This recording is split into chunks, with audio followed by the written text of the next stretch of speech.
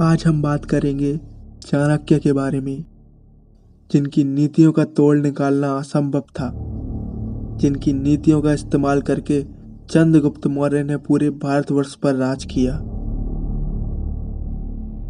चाणक्य का जन्म 375 बीसी में चाणका नाम के एक गांव में हुआ था, जो कि आज के समय पाकिस्तान में स्थित है। चाणक्य का नाम उनके गांव के नाम को देखकर ही रखा गया है। इसके अलावा चाणक्य 2 और नामों से भी मशहूर थे, कौटिल्य और विष्णुगुप्ता। चंद्रगुप्त मौर्य के समय चाणक्य प्राइम मिनिस्टर के पद पर प्रस्तावित थे। चाणक्य की नीतियों का इस्तेमाल करके चंद्रगुप्त मौर्य एक के बाद एक युद्ध जीतते चले गए और देखते ही देखते वो भारत के सबसे महान शासक बन गए। लेकिन चंद्रगुप्त मौर्य ने ये तिनके से लेकर ताश तक का सफर यूं ही तय नहीं किया।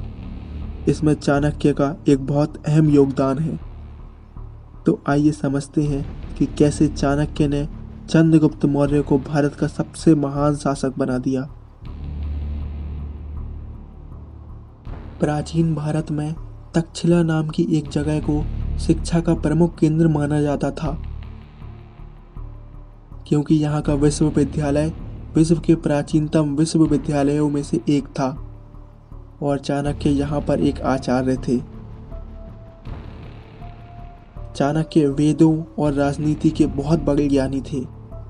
बचपन से ही उनके दांत पर एक चिन्ह था, जो कि राजसी गौरव का प्रतीक था। बचपन में एक महात्मा ने बताया था कि चाणक्य की कुंडली में राजा का सुख लिखा हुआ है और उसकी माँ इसी बात को सोचकर डरती थी कि चाणक्य राजा बनने के बाद उनको भूल जाएगा। और इस बात को गलत साबित करने के लिए चाणक्य ने अपने ही हाथों से अपनी माँ के सामने उस दांत को तोड़ डाला। इससे हमें साफ पता चलता है कि चाणक्य को बचपन से ही राजा बनने का कोई लोभ नहीं था। चाणक्य के टूटे हुए दांत और टेढ़े पैर की वजह से लोग उन्हें कुरूप समझते थे। एक बार मगध के राजा धनानंदा, जो कि नंदा डायनेस्टी के आखिरी रूलर थे, उन्होंने सारे ब्राह्मण्स को कपड़े और पैसे बांटने के लिए बुलाया। तो चाणक्य भी इस समारोह का हिस्सा बनने पहुंचे। लेकिन धनानंदा ने चाणक्य के रंग और रूप को देखकर उनको दरबार से बाहर फेंकवा दिया और इस बात से क्रोधित होकर चाणक्य ने अपने बालों की पवित्र शिखा को खोल दिया और कहा कि अब मैं इस शिखा को तब बांधूंगा जब मैं नंदा डायनेस्टी को बर्बाद कर दूंगा। यह बात को सुनकर धनानंदा ने चाणक्य को जेल में डलवा दिया।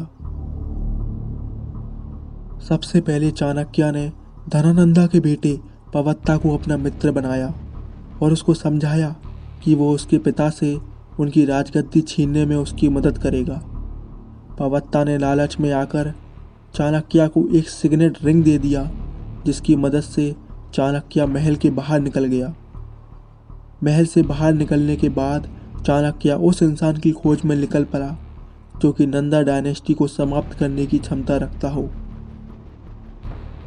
एक दिन घूमते घूमते चाणक्य ने कुछ बच्चों को एक खेल खेलते हुए देखा, जिसमें चंद्रगुप्त नाम का एक लड़का राजा का किरदार निभा रहा था। चंद्रगुप्त ने चाणक्य को अपने किरदार से काफ़ी प्रभावित किया।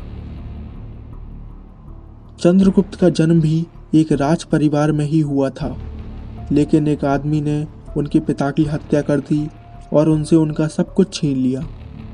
इसके बाद चंद्रगुप्त को एक शिकारी द्वारा पाला गया। चाणक्य ने उस शिकारी को 1000 सोने के सिक्के दिए और चंद्रगुप्त को अपने साथ ले गया। अब चाणक्य के पास 2 विकल्प थे, धनानंदा का बेटा पवत्ता और चंद्रगुप्त।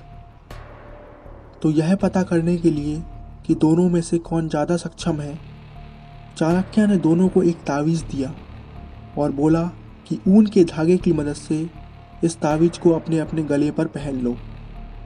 एक रात जब चंद्रगुप्त सो रहा था तो पवत्ता को बोला गया कि तुम चंद्रगुप्त को बिना जगाए उसके गले से इस तावीज़ को निकाल कर दिखाओ, पर पवत्ता असफल रहा।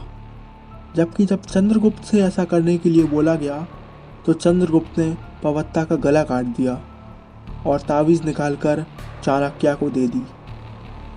अगले 7 सालों तक चाणक्य ने चंद्रगुप्त को कला अभ्यास करवाया और 7 सालों के बाद 800 सैनिकों की एक छोटी सी सेना लेकर चाणक्य और चंद्रगुप्त मगध पर आक्रमण करने पहुंचे और बुरी तरह हार गए।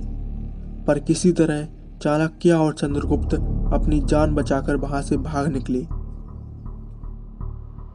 एक दिन घूमते घूमते चाणक्य ने देखा कि एक माँ अपने बेटे को यह कहकर डांट रही है कि खिचड़ी को बीच में से मत खाओ, चिक जाओगे।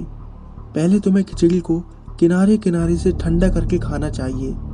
तुम तो खिचड़ी को बिल्कुल चाणक्य की तरह खा रहे हो, जैसे कि उसने पहले मगध पर आक्रमण कर दिया, जबकि उसको पहले आसपास के गांवों पर आक्रमण करना चाहिए था। उसकी तरह मूर्ख मत बनो।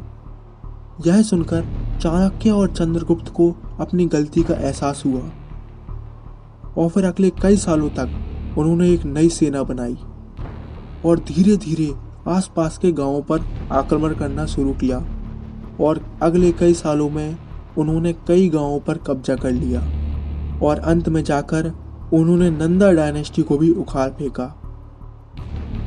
धनानंदा को मारने के बाद चाणक्य ने अपने बालों की शिखा को एक बार फिर से बांध लिया और कुछ इस तरीके से शुरुआत हुई मौर्यन डायनेस्टी की और चंद्रगुप्त मौर्य बने मौर्यन डायनेस्टी के पहले राजा। और कदम कदम पर चाणक्य नीति का इस्तेमाल करके चंद्रगुप्त मौर्य ने कई युद्ध जीते और वो भारत के सबसे महान शासकों में से एक बन गए।